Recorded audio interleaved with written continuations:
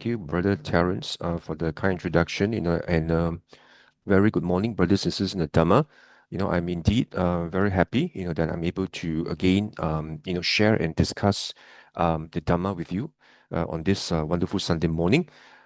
So before we begin with today's Dhamma discussion and sharing, let us first of all put our palms together in Anjali and pay our highest and deepest respect to the Buddha, the Blessed One, whom through his effort and sacrifice, he has rediscovered the path to liberation, and that has made it possible for us to practice the true Dhamma. Namo tassa bhagavato arahato samma sambuddhassa. Namo tassa bhagavato arahato samma sambuddhassa. Namo tassa bhagavato arahato samma sambuddhassa. Okay, a very good morning again, brothers and sisters in the Dhamma. So for today's Dhamma sharing, I'm going to continue with where I left off in the last Dhamma discussion. And I was actually speaking on this specific chapter from the Samyutta Nikaya, which is collection, of the connected discourses of the Blessed One. And this is actually from chapter 43, which represents a compilation, and collation, of the discourses which were actually delivered, by the Buddha, the Blessed One, with regard to the path and the way of practice, that is in accordance to the true Dhamma, that will lead to the realization of the unconditioned, or Nibbana. Okay, and okay, before I continue, maybe I'll just share my slides. Just perhaps, I could actually do um, a recap, of where I actually discussed in the last discussion, and I'll continue from there. Hold on.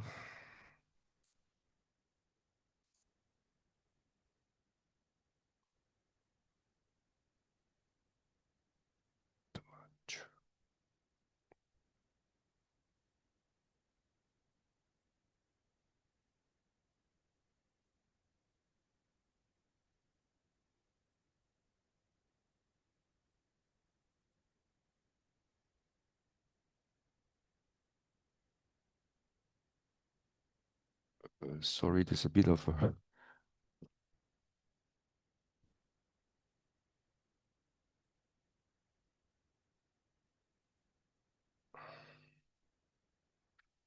mm,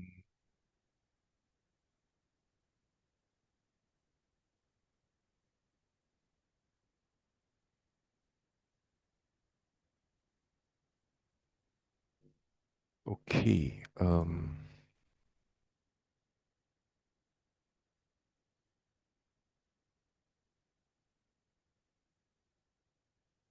Okay, maybe just as a recap, what I actually what we actually discussed in the last Dhamma discussion.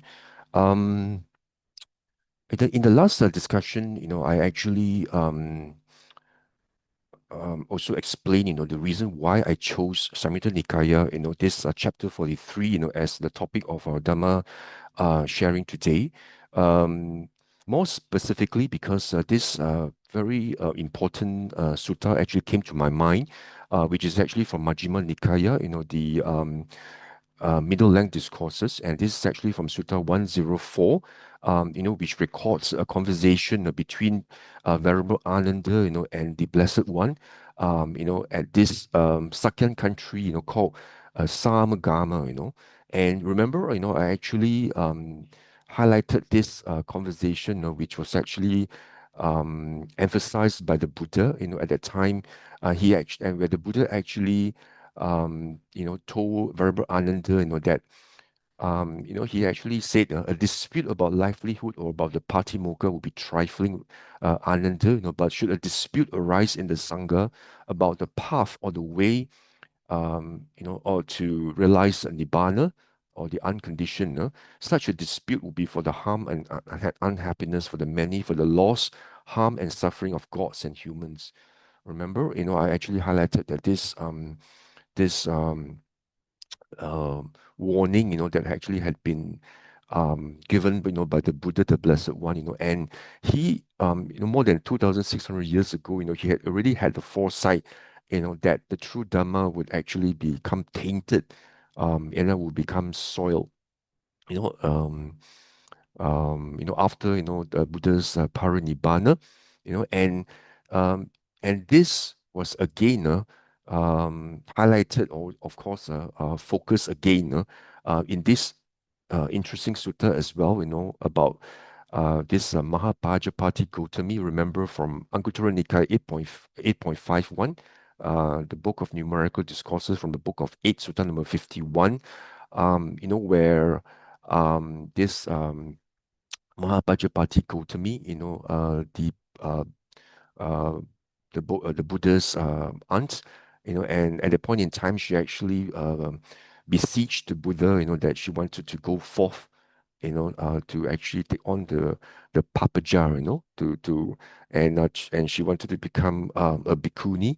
And of course, I'm sure you all know, the events that actually unfolded thereafter, and it actually then culminated in this um, Buddha, allowing Mahapajapati Gautami to be a bhikkhuni, but with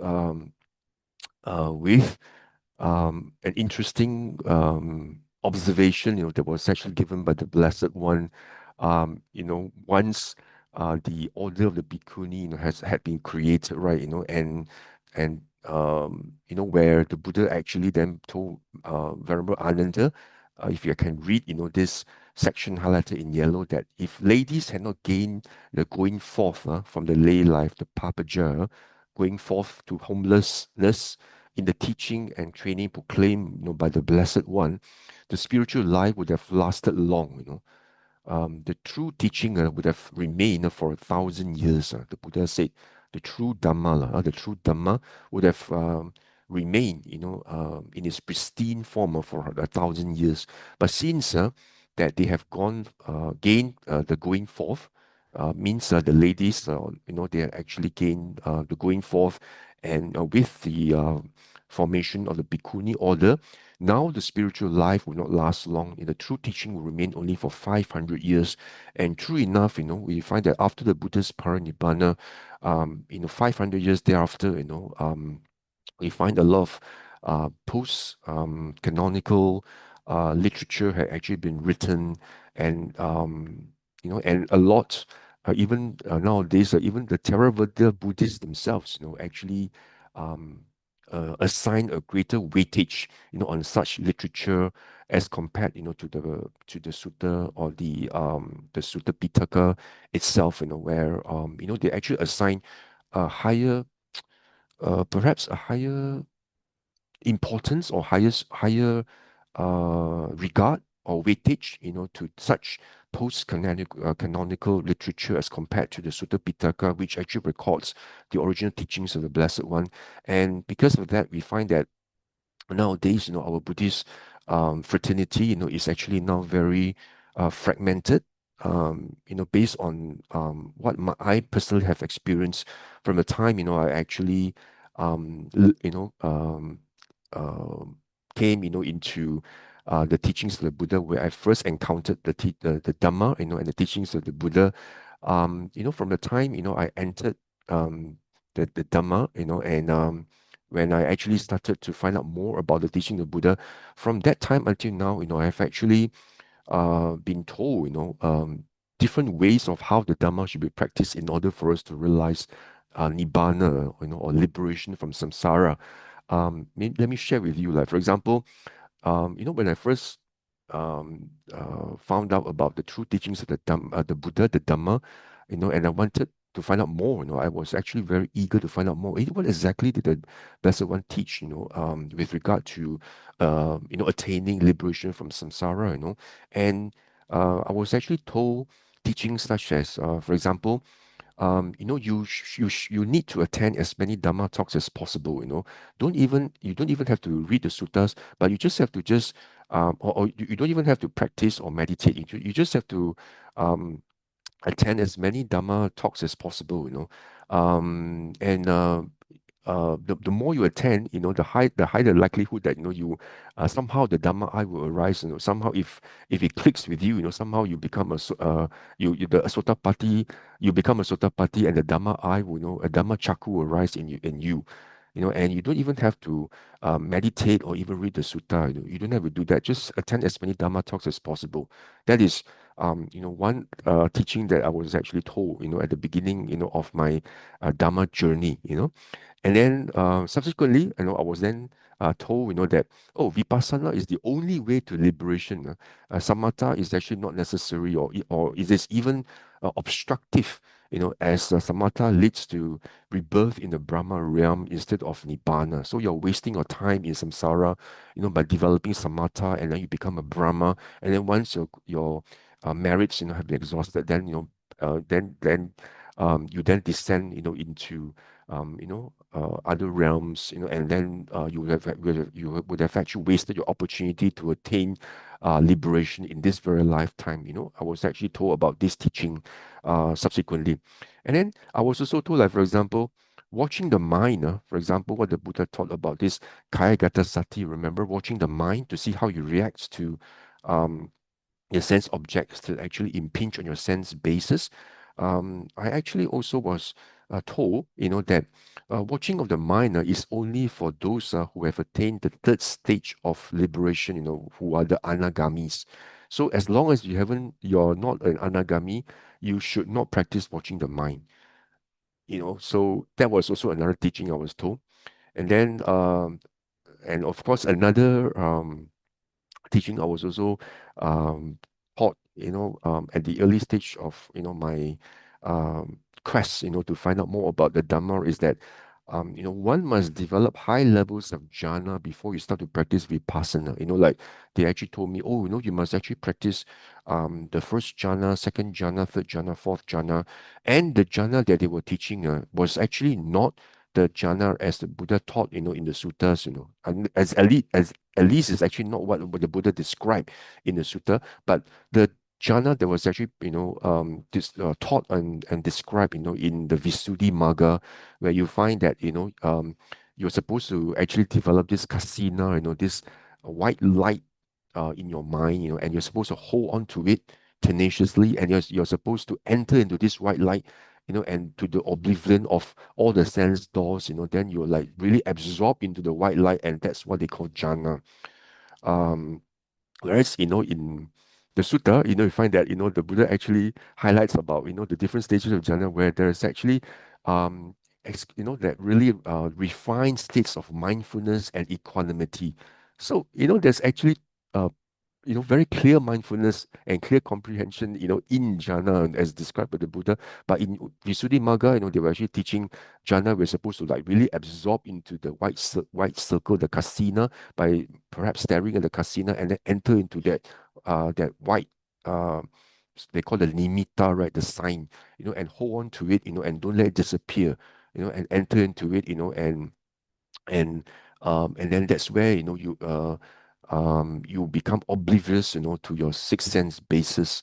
So you at one point in time I was actually quite puzzled and quite confused myself, so until then when I actually got to know about the suttas, then as you actually then peruse, and review, the suttas and study the suttas in detail, that's where you find that there is actually um this great rift, and um um uh or deviation, between what a lot of this different schools of Buddhism actually have been teaching, the students or the Buddhists, or maybe the beginner Buddhists, about what the Buddha taught, and everybody just takes, what is being taught, on superficially on surface value, that, oh, whatever that my teacher teaches me must be correct, because this meditation teacher I pay respect to, is highly regarded, and he's so well practiced. Surely, what he taught me, must be correct. It cannot be untrue, because he's so well regarded, so well practiced. He got so many years of vasa, and it has got so many followers. Surely, everybody, since it's got such a large following, surely, what he taught must be correct. So, that's where we find that, everybody just um, takes it superficially and just um, regards, whatever that's being taught, as correct. I was actually very I was actually very much like that as well. And it was like basically like you're blind leading the blind. It's like, when you question this, some of them they cannot answer, and they will just tell you, you just practice, you don't ask so much, you practice and you experience for yourself. And some schools they just say that, why do you study the sutta so much? You don't even practice, you should study, study, study, and then you don't know what the actual experiential insights that you have, from meditation. What's the point? You might as well just practice first, and then find out for yourself whether it's true or not. So a lot of us, we just go in and just practice, practice, practice, and that's where we find that, we are all in a way, like in a very fragmented Buddhist community or fraternity we're in right now, like, um, it is kind of also very um worrying, but of course, whether you find a good teach finding a good teacher yourself, of course, is actually very critical as well, because then, this teacher, himself, will actually be able to guide you and to basically um provide, that guiding light, in terms of, what the true path is, and but in any case, you must always, compare what you have been taught, with the teachings of the Blessed One, in the suttas, so that, you find that there's actually you know total consistency between what's being taught and what the Buddha has taught. I think that, should be the way we should actually approach, in terms of finding, the truth of the Dhamma, and also the essence of the Dhamma. That should be the spirit of free inquiry that we should adopt, that we should actually, have an open mind in terms of, exploring, and also to look at the various sources, and also to weigh for ourselves, whether what is being taught, is actually correct or otherwise, and do not just take like a horse, with the blinkers, you're so blinkered, and then you just just march on, or just march on, with a full throttle, and then you just disregard, what other people tell you, and you just say, oh, no, but what my teacher tells me must be correct. So that's why that's the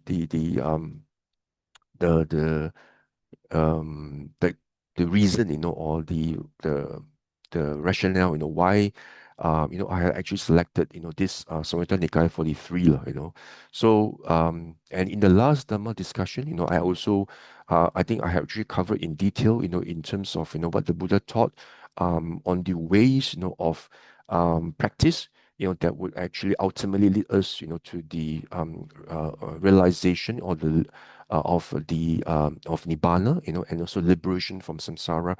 Remember, I actually covered with you on this SN 43.1, about this practice, taught by the Buddha, which is Kaya Gata Sati. Remember, mindfulness directed. Here, the translation, remember, I say is to the body, but if you read the suttas, this kaya can mean, it has different meanings in different contexts in the sutta. So in some contexts, of course, kaya means the body, uh, like kaya nupasana, but kaya, it actually has a multitude of meanings depending on the context. So, when the Buddha actually speaks of kaya gata sati, it means mindfulness directed to the mind, where you actually, watch your mind, to see how it reacts, to the sense objects that impinge on your sense bases or your sense doors, and you then and then you check, and then you become be mindful, in respect of, what has arisen in your mind, whether there's actually defilements, whether there's loba, dosa, moha, or whether there's actually no loba, dosa, moha that arises in you. And if you know that loba, dosa, moha has arisen in your mind, then the Buddha also then exhorts us, and encourages, and tells us time and time again that you must quickly remove these defilements, just like someone who looks at his face, on the pool, on a bucket of clear water, and if someone sees a blemish, on the face, or maybe you see a food morsel, on your mouth, then of course I'm sure you quickly want to remove it and cleanse it, right? So that your facial will, your facial features will become clear again, and it's not tainted or soiled by this food morsel, or by this dirt, or whatever, that's been on your face, right? So the moment you see that, on the clear bowl of water or bucket of water, then you must actually quickly remove it. But how do you then become aware that there's this morsel of food, on your mouth, Then that's where the Buddha says that you must practice this Kayagata Sati, mindfulness directed to the mind, and that's why the Buddha says that this is path leading to Nibbana, And what is the path leading to Nibbana? Mindfulness directed to the mind. That's called the path leading to the unconditioned, Um, and of course, I also tells you about the benefits of this Kayagata Sati. I will not repeat it, but suffice to say that the Buddha says that if you practice this, the Buddha says that ignorance is given up, knowledge arises, the conceit I am is given up. And that's where this conceit. And restlessness and ignorance, they're actually the five higher factors, right? These are the three factors which the Arahant must actually remove, in order to actually attain arahantship, right? Remember the conceit, restlessness, and ignorance. Remember three of the five high factors. And the Buddha says that if you practice this, the conceit I am is given up, and the factors are given up. And this is actually where this Kayagata Sati is so powerful, right? And the Buddha says, if you practice this, when developed and cultivated, this Kayagata Sati leads to the realization of Sotapatti, stream entry. Once returned, uh, once returned, you know, um, Sakadagami, Anagami, and then, Arahantship, perfection, And this Kayagata Sati actually leads to the realization of these four stages of liberation, four stages of sainthood, and this is actually the mindfulness directed to the mind, And of course, this sutta, this is actually from the chapter of one from numerical discourses, Anguttara Nikaya, chapter 1. You go to 575615, it tells you all the benefits. And then, of course, I also spoke about SN 35.153 about this Ati Yuko Parayaya Sutta. Remember or not about this Buddha, SN 35.153, the Buddha actually speaks of, is there a method that you actually cultivate in this lifetime that you are able to attain arahantship in this very lifetime itself? You can actually attain arahantship. And the Buddha says, what? Just by watching your mind. It's so, I mean, you call it simple, but at the same time, it's also not very, it's also quite profound, because most of the time you're so carried away, right? Whenever something impinges our sense door, we become so agitated, and we become so carried away, perhaps, we become boiling mad, that, we become rather disengaged, and then we don't even actually watch our mind, and and that's what the Buddha says, this is only the you should you need to only practice this one way, which is watching the mind, and you can actually become, an arahant, so this is their method. You can actually refer to 35.153, and of course, many suttas actually converge on this thing about how importance of watching your mind, and then always safeguarding, your sense basis. Always have a restraint, over your sense basis. And how do you do that? It's only by, guarding and watching your mind. Because as you say, the Buddha in Dhammapada verse 1 already says, right, everything is by mind. By mind is all made. Mind is the forerunner of all things, So that's why the Buddha says, if you actually don't watch your mind and don't protect your mind, right, whatever you do by way of body, speech, and mind will all be soiled, will all be protected, will all be unwholesome, and will become, rotten, and will become unwholesome, and it brings you, much suffering, very much, like um, the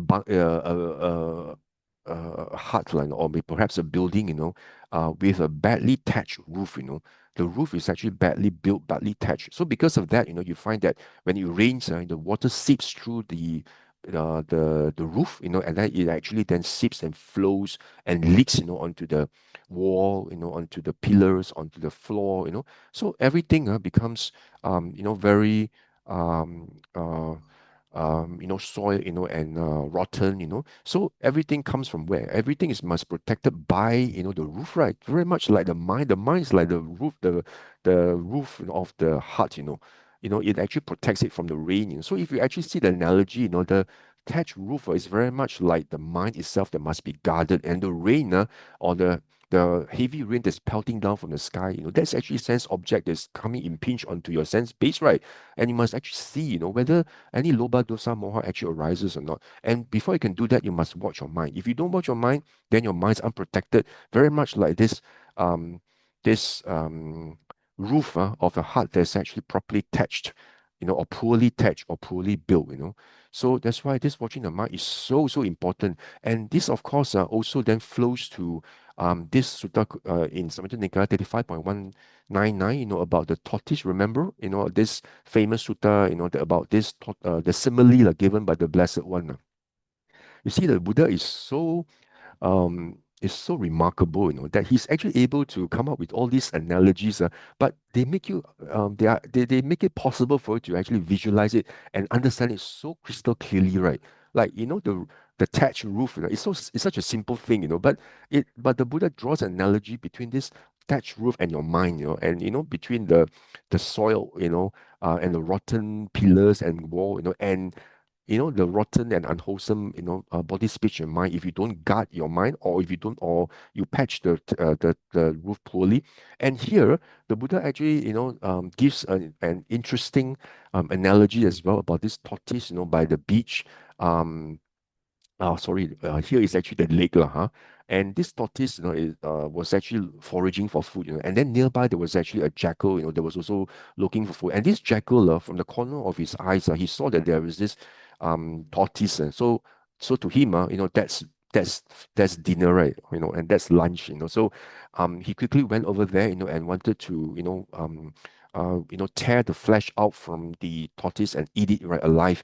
But this tortoise also was very smart, and the moment he saw um, this jackal, the fox-like jackal, and then he quickly withdrew his four limbs and the head into his hard shell, and then the jackal was like hovering around and round and round, and then in the end the jackal lost interest and left, so the tortoise was safe. So very much the same, as us, So, the Buddha is actually saying that when any sense object impinges on you, and then you find that, if you watch your mind carefully, and you know that this defilements have arisen in you, the Buddha then asks you to quickly withdraw yourself, back into your internal domain, and establish your mindfulness in the establishments or four foundations of mindfulness, which is actually to look at your chitta nupassana, to look at, how am I feeling, upon the impingement of this sense object, or how am I feeling, and then also look at your Dhamma nupassana, through the also watching your five aggregates, and also, the Buddha is actually asking you to come back to the four foundations of mindfulness. That's where your domain is, But if you extend yourself, and you don't guard your mind, and you actually extend your limbs out, and you start reacting in ways that create unwholesome karma, like,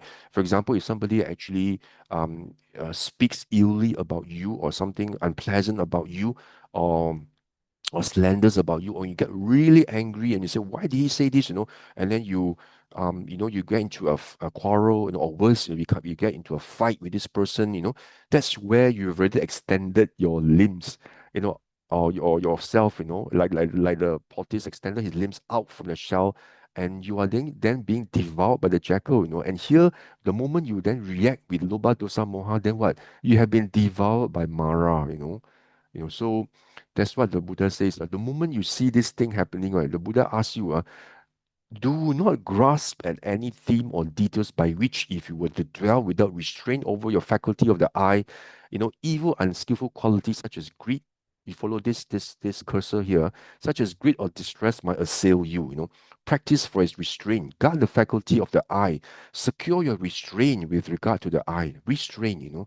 This restraint is actually something that's actually sense restraint is so important. And the only way you can actually practice this sense restraint, um, it's Indriya Sangvara, right? This guarding of the restraint is so important, this restraint, sense restraint, that you're only able to do this if you watch your mind. If you don't watch your mind, how do you know that Loba Dosama has arisen in you? You don't even know. Then, which means that the tortoise doesn't even know that there's a jackal around. And if you must know that it has there, then the moment you know that this anger has arisen, right? The Buddha says, do not grasp at the signs and features of this. What's the Buddha teaching here? Silence, concentration, right? It's really here. Don't the silence means that the Buddha is teaching you not to actually then pay attention, and then do not then dwell on this signs and features of this sense object that's causing this defilement to arise in you, to grow in you, and that you become boiling mad, or you become super greedy, and perhaps also and also become you become like and you become carried away by all these defilements that arise in you, um and also and also the delusion, right, that then you ascribe the I, the me, the mind, into all that is actually happening to you, so the moment you actually then you're able to see all this, right, and you don't actually you don't actually extend your mindfulness, and to outside, right? And then you bring it back, you bring your mindfulness back, and then into your internal domain, and then um, establish yourself in the four foundations of mindfulness. That's where your domain is, and that's where the Buddha actually taught. So that's why this Kaigata Sati is so, so important, watching the mind. That's why in this Ati Yuko Paraya Sutta, right? The Buddha says that the moment, if you can just practice watching your mind, you are capable of attaining arhanship in this very lifetime itself by just watching the mind. And I think that's where this sutta is so important, and remember, I also highlighted about what Ajahn Chah taught. Remember, he said that there is I'm sure in Thailand there are a lot of these chicken coops, right? So he actually tells his monks, right? So if the what you should practice is to make sure that you don't let the chickens out of the chicken coop. The moment the chickens are out of the chicken coop, and then they run astray and you don't know where they are, right? And they run helter skelter, and so this Ajahn Chah actually tells the monks, you must always make sure that and you keep the chickens, and let the chickens remain within the chicken coop. That's where it's also similar to this tortoise line, that you don't extend your limbs out from the shell, and you don't you if you the moment you extend off, then you become the jackal's food lah. So the moment you actually then don't watch your mind, and then you start to react in ways which are unwholesome, just like the chickens getting out of the chicken coop, that's where you becomes Mara's food lor. You become devoured by Mara, and that's where you create a lot of unwholesome actions, and that's where you self you in a way like uh further implanting yourself in samsara lah, making it more and more difficult for you to actually uproot yourself from samsara, because you're creating more and more suffering for yourself in this lifetime itself, because you become boiling mad, you go and fight, you quarrel, and get into trouble, and that's the dukkha. And after death, the same thing as well. That's where you be because you do all these unwholesome actions. That's where you descend into the woeful plains. So the suffering abounds, lah. And that's where you fall into Mara's trap, So this Kaigata Sati is so important. And also, I also spoke about, remember this um teachings by the Blessed One, and about samatha and vipassana. Remember, this the second part about the practice, of leading to nibbana, to liberation from samsara. the Blessed One actually says, in 43.2, this is the second part of the SN 43. 43.1 actually was about Kayagata Sati Sutta, about this mindfulness directed to the mind. And then 43.2 is the second sutta in this chapter. It talks about samatha and vipassana, And the Buddha says here, what is the path leading to Nibbana? Samatha and Vipassana. This is actually called the path leading to the unconditioned or Nibbana. You see, back to where I actually highlighted earlier, right, that, at the beginning, I was actually taught that Samatha is a waste of time, and it leads to, rebirth in the Brahma world, and it doesn't bring any benefit. You must only practice Vipassana, and that's the only way towards liberation. And you see, it actually then runs contrary to 43.2, where the Buddha actually says that you must practice both samatha and vipassana in tandem. Okay? And this is the path leading to nibbana. The Buddha never says just practice insight, in isolation, in alone. They just say, oh, just practice vipassana, and that's the only way to nibbana. No, in essence, 43.2, Buddha says samatha in vipassana. And again, in AN 4.170, in the book of 4, Sutta 170,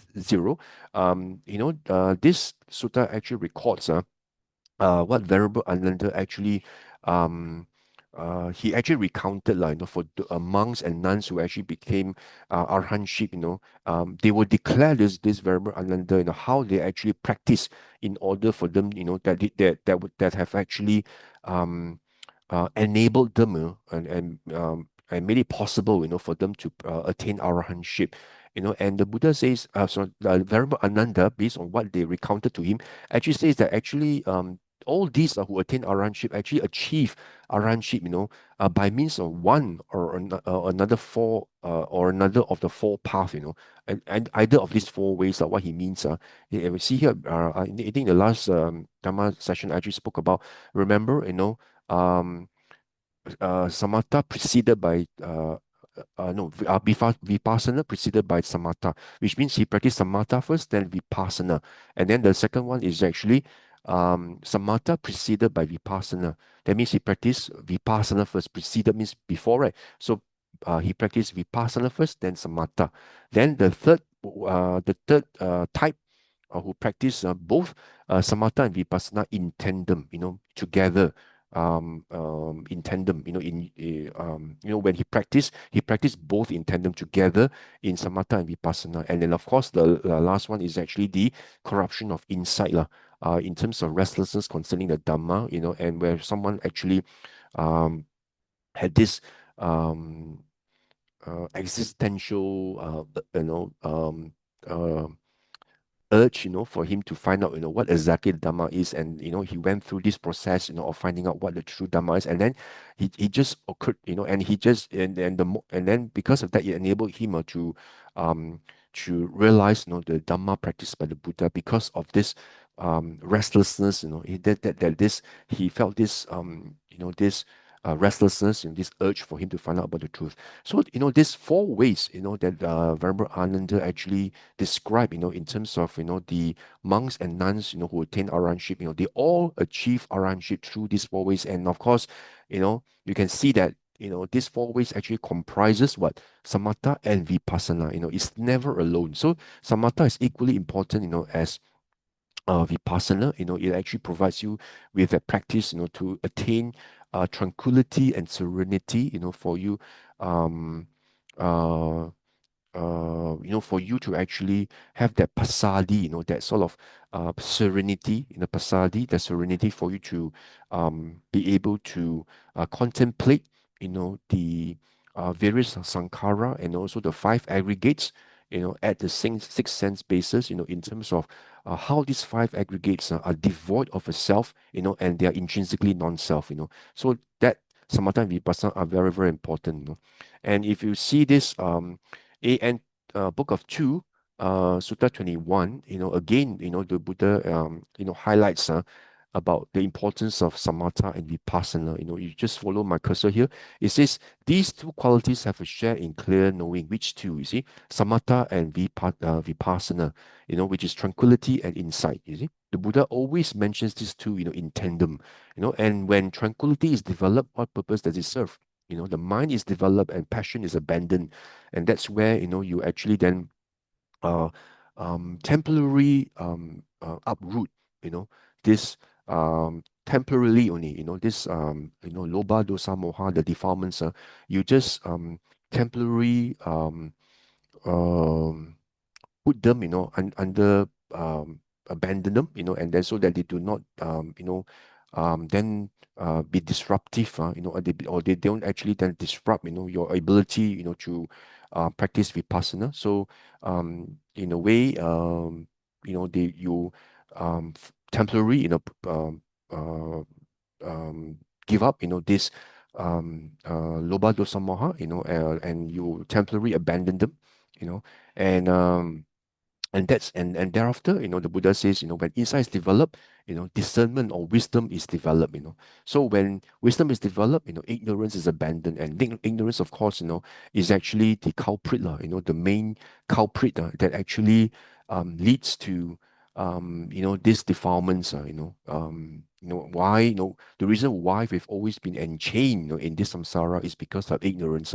Ignorance of the Four Noble Truths, and ignorance, that all conditioned phenomena is intrinsically non-self, but because we are all very much in a way shrouded by this ignorance, this darkness of ignorance, that because we always regard everything as a self, that's why we cling, and then we grasp, and that's where samsara continues, but the moment you actually cut through, or pierce through this ignorance with the sword of wisdom, that's where you're able to uproot all the fetters, uproot permanently, all the defilements like loba, dosa, moha, once and for all, and the Buddha says, the moment just by attaining sotapatti, you're able to uproot the three feathers. The Buddha says your suffering is just like the sand in the fingernails compared to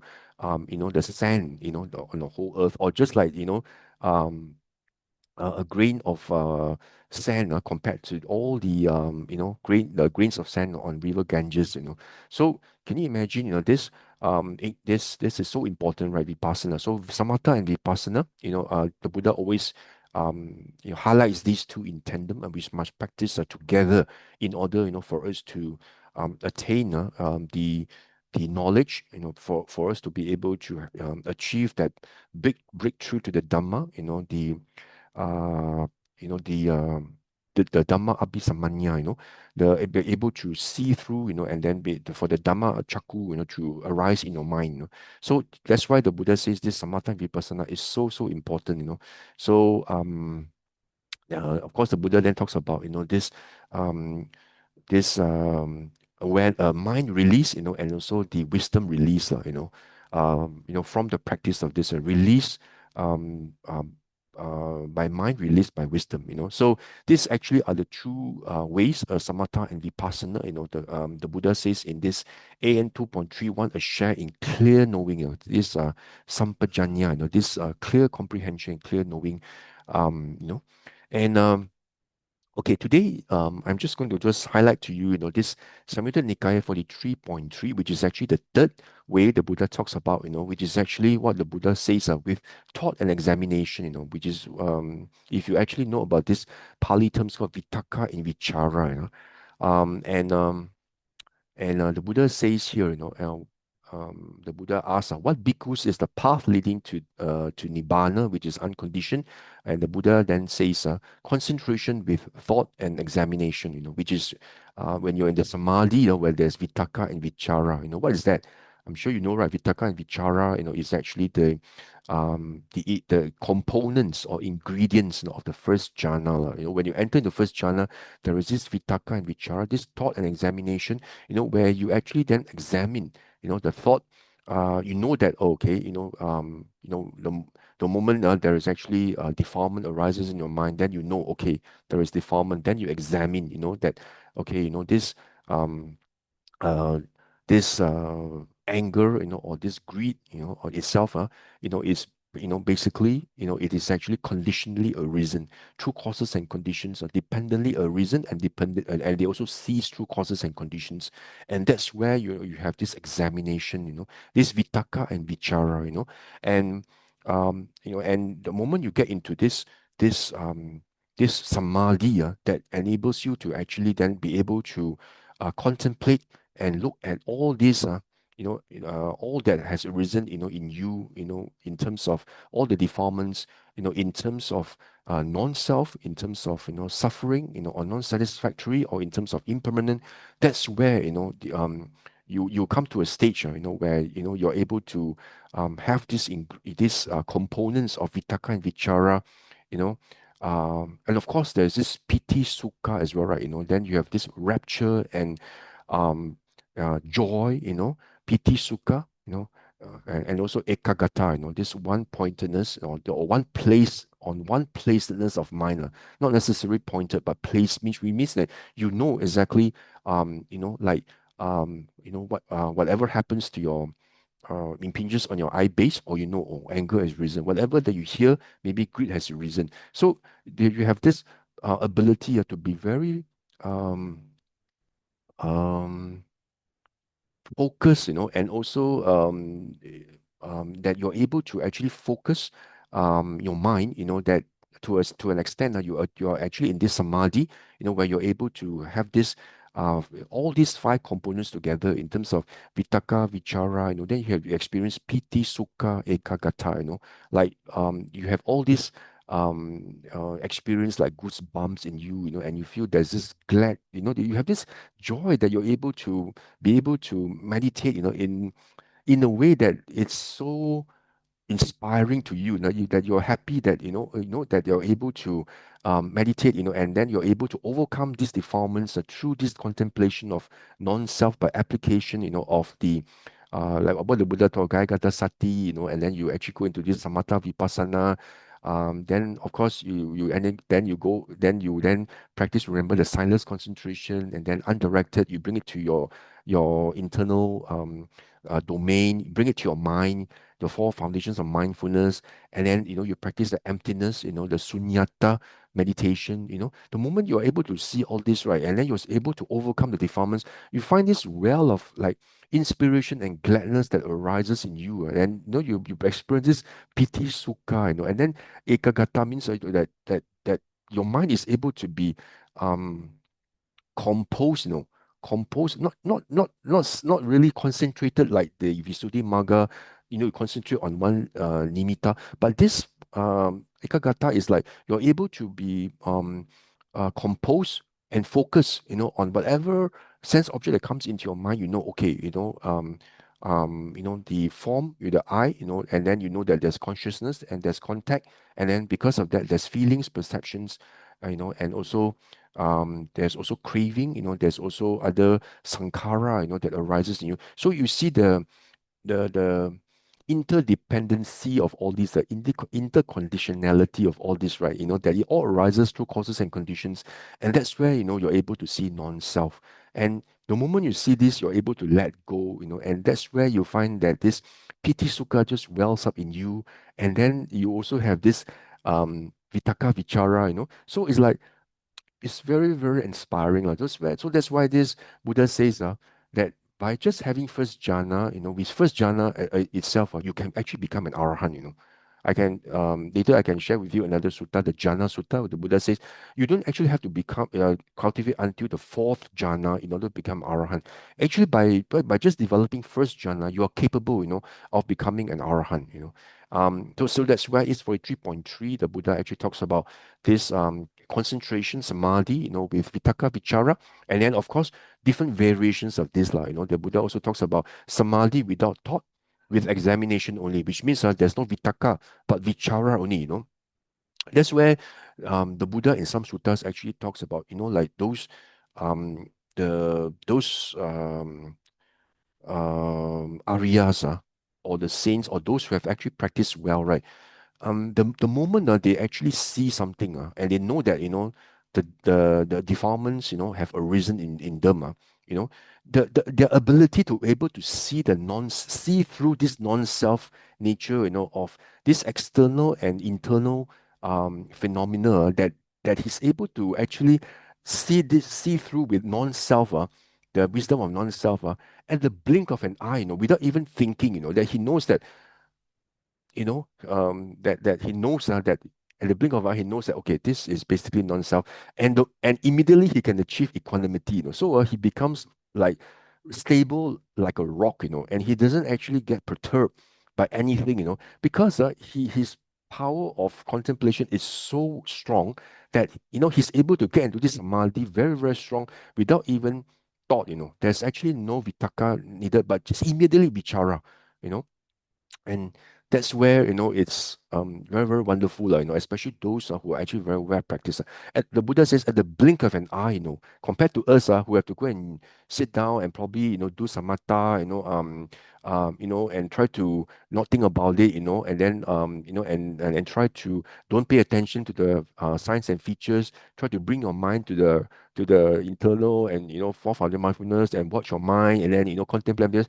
Maybe I don't know, it may take some time, maybe even hours to actually quench or quell that in that defilements, right? Maybe it's anger or lust or it can be actually greed or whatever, right? But for those who are well practiced, they may be Aryas or non-Aryas, but they are very well practiced. So without even thinking, they're able to actually have this vichara immediately, and that's where it's actually very wonderful, this power, for them to be able to withstand, all these sense objects, and they become unperturbed, and like stable like a rock, and they are not actually perturbed by anything, and the Buddha says, and also the third one is samadhi without thought and examination, and there's those where they don't even have vitaka vichara anymore. That's where, of course, it's actually second jhana onwards, right? Without vitaka, without vichara, where you only have piti sukha ekagata, and that's where you from the second jhana onwards, then you actually you don't have vitaka vichara anymore, and you only have this piti sukha, and then the various developments, from second jhana onwards.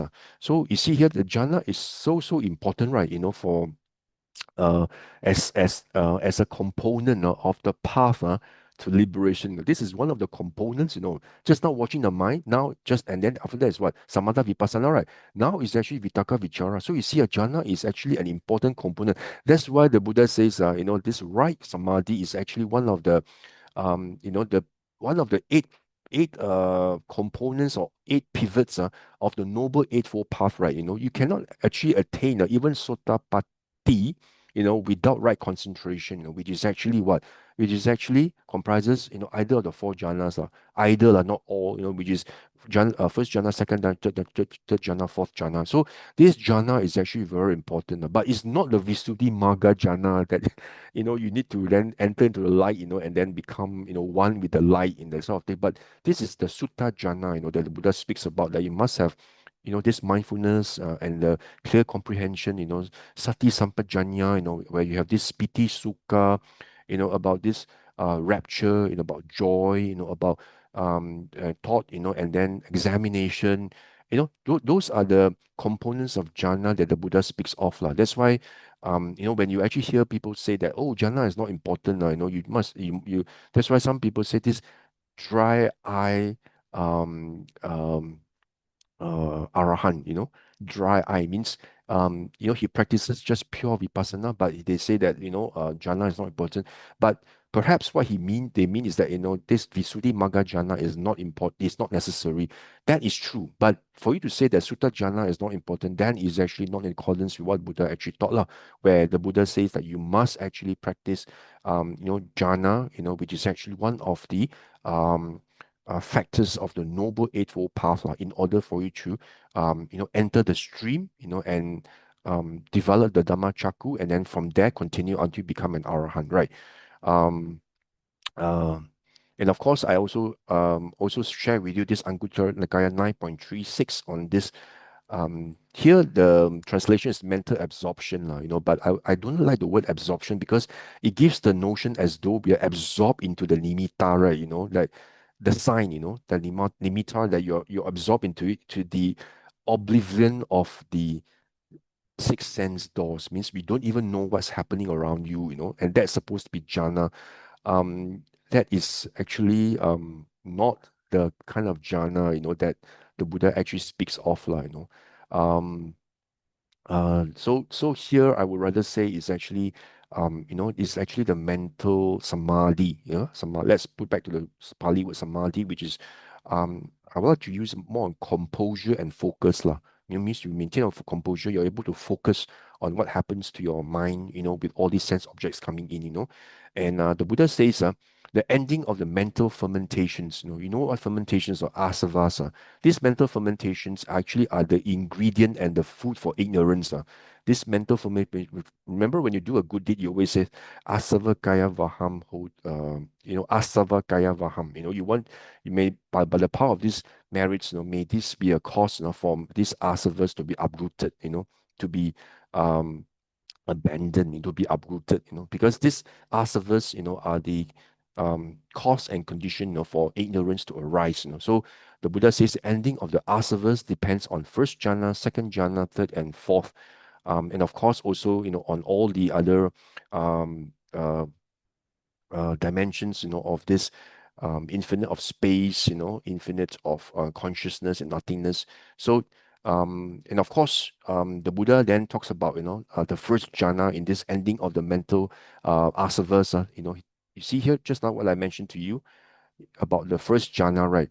Okay, and I just want to highlight to you, you see here, the Buddha actually highlights about the ingredients or the factors of first jhana, which is this directed thought and evaluation, which is vitaka vichara, right? So consistent with just now, the SN 43.3. Remember this vitaka and vichara. Then of course there's this piti sukha and ekagata as well, right? So this first jhana itself, the Buddha says, the ending of the asavas depends on first jhana, So, and he said he regards whatever phenomena that are connected with form, feeling, perception, um, the volitional formations and consciousness, as, anicca, dukkha, and anatta, non-self, you see.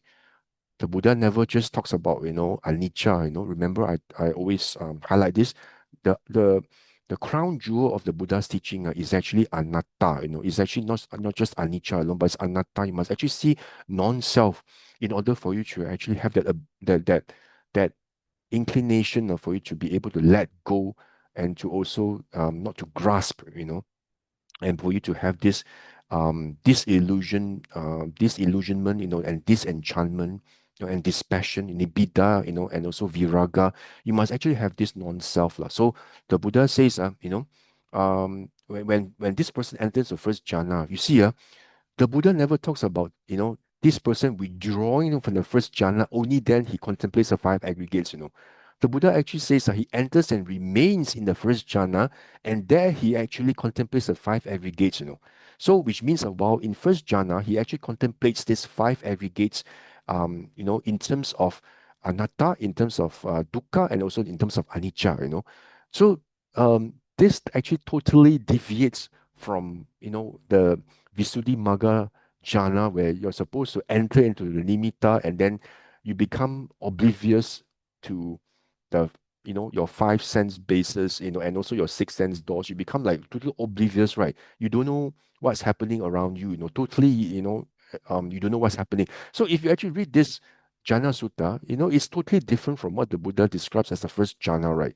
So here the Buddha talks about first jhana, you actually contemplate the aggregates while in jhana, So then while in jhana, he actually then turns his mind from those phenomena, and having done so, inclines his mind to property of deathlessness, which is nibbana, and then he says, this is peace, this is exquisite, the resolution of all fabrications, the relinquishment of all acquisitions, the ending of craving, dispassion, cessation, and unbinding. See, the Buddha then says, here he says, that you see here, the ending of the asavas depends on the first jhana, you see. So, which means that if by just developing first jhana, if you're able to contemplate the five aggregates to an extent that you're able to remove the 10 fetters, then you are actually capable of actually becoming, an arahant, just, by cultivating the first jhana, You see? The staying right there, he reaches the ending of the mental fermentations, And then If not, he's actually due to be reborn, in the pure abodes, as an anagami, lah. So I see the last one, the last sentence here. I tell you, okay, let me highlight this. See, the Buddha says, I tell you, the ending of the mental fermentations or asavas depends on the first jhana. You see, this thus was it said, and in reference to this was it said. See, the Buddha actually makes this declaration that the ending of the asavas, which is actually the realization of Nibbana, depends on just the first jhana. The Buddha never says first jhana, second jhana, third jhana, and fourth jhana. The Buddha never says that. The Buddha says depends on the first jhana. So that's why you see we need to actually then be very, very clear, about the jhana taught by the Blessed One, and do not be in a way confused or puzzled, by the jhana taught in Visuddhimagga, which is actually a different type of jhana taught, or practiced, by monks, after the Buddha's parinibbana, and they have their own experiences, but but that should not be regarded, as what the Buddha taught, as the pathway or the the way of practice and cultivation, to realize nibbana. Because if you then equate what the subsequent monks actually wrote in other literature like Visuddhimagga and regard that, as the route, or sole route, towards achieving Nibbana, then you're already misrepresenting the Blessed One, which is actually a very weighty karma, So you have to be very careful, and don't regard. I mean, it can some monks can actually, or some practitioners can actually practice Visuddhimagga jhana. I mean, it's up to them, they want to practice it that way. They record their experiences that way, and they if they claim that they have achieved arahantship, I think that is their own personal experience. I mean, we are in no position to comment, but what we need to know is that make a juxtapose, between, or comparison, between what they say and what the Buddha says, and you see whether what they say is actually conforms to what the Buddha actually, highlights in the sutta, and you make your own conclusions, and do not actually then just take everything on face value and what others tell you as correct, and you just practice blindly, and you might actually be taking on a different route down to somewhere else. I'm not sure where, but it's definitely not the noble eightfold path, that leads to entering the stream and also arahantship, lah. So I think it's very important, for us to, um, uh, realize this, in order for us to, um, attain this liberation, of taught by the Blessed One. So today, I've actually shared with you about jhana, about these first jhana, second jhana, third jhana, and fourth jhana, and it actually then clears the doubts, and the confusion, that whether jhana is actually necessary, for one, to attain liberation, or even to attain arahant, or even to attain first the stream entry, for you to become a sotapanna, you actually need jhana, but to the to the ability for you to be able to contemplate, all conditioned phenomena or sankhara, as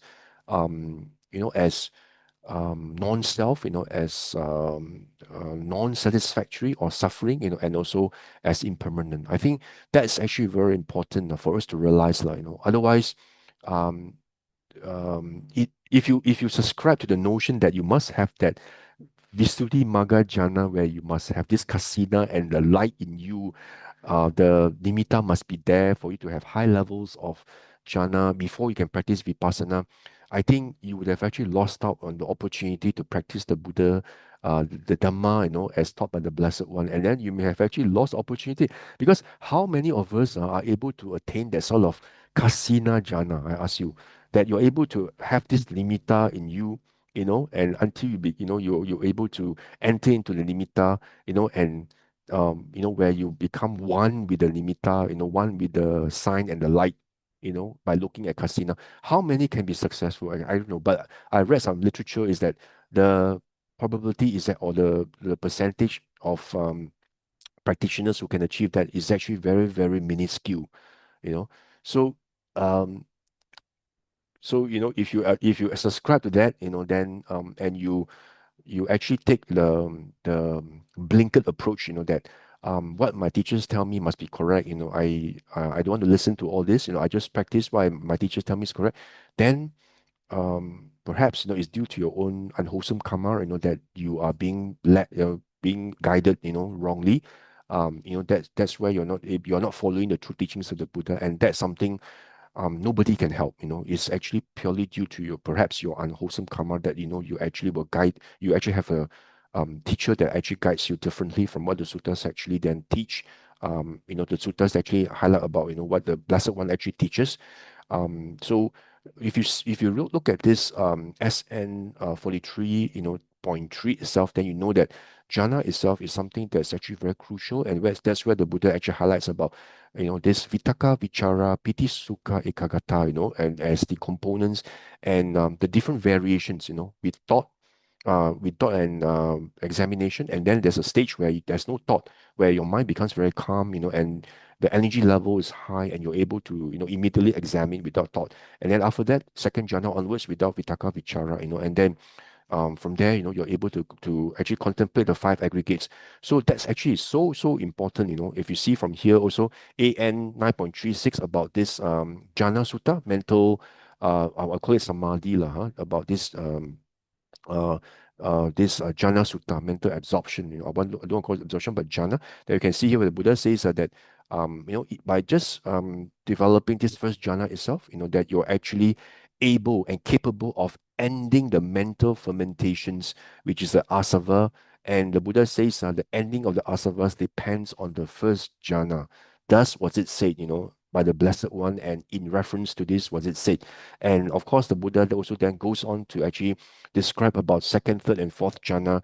And again, also highlights that these four jhanas, are actually, capable, of uh, um, of ending fermentation. Of course, the Buddha also talks about the arupa, of this higher levels of concentration, arupa, where um, your it's no longer, the six sense bases are no longer active. Then you enter into this various form of arupa. That's why the Buddha, in all the discourses about attaining liberation, and never the Buddha always talks about jhanas. The Buddha never talks about arupas, in the contemplation of the five sense bases, because that's where the Buddha actually teaches that this four jhanas, you're able to contemplate, and then you're able to then reach the different stages of enlightenment through the um, practice now of these four jhanas now. And the Buddha, of course, mentions that the first jhana itself actually is sufficient for you to then attain arahantship itself. And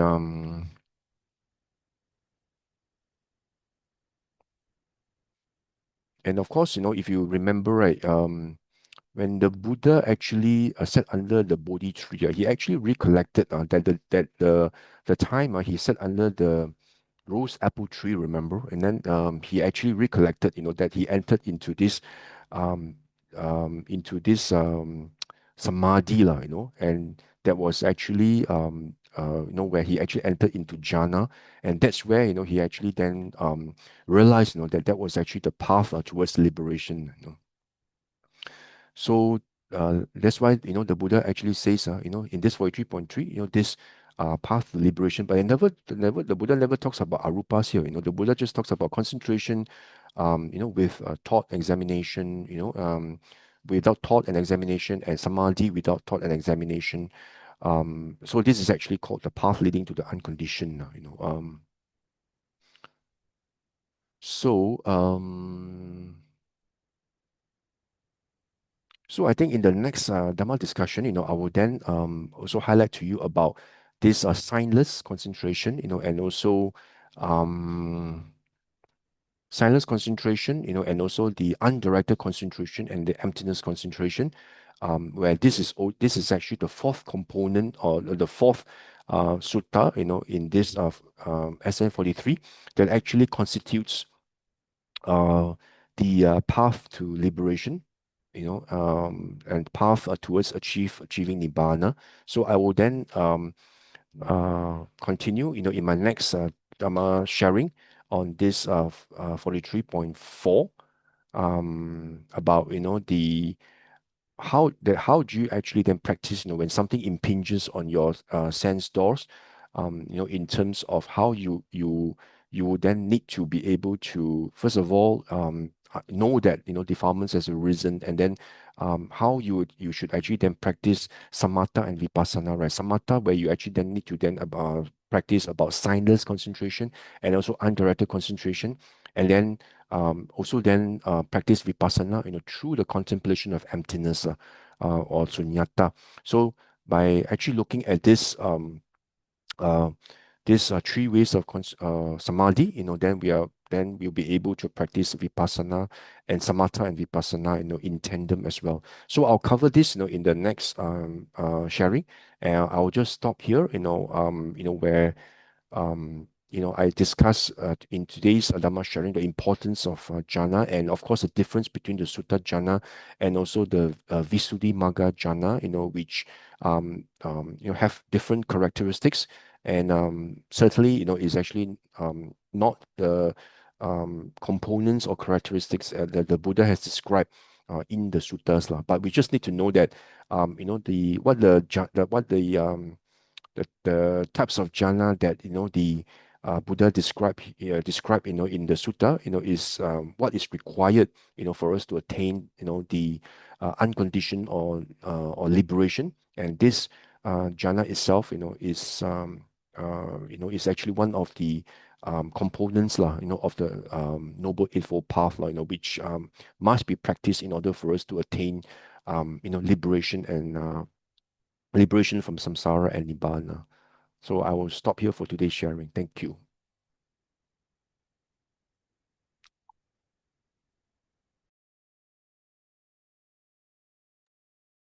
Thank you, Loo, for today's sharing.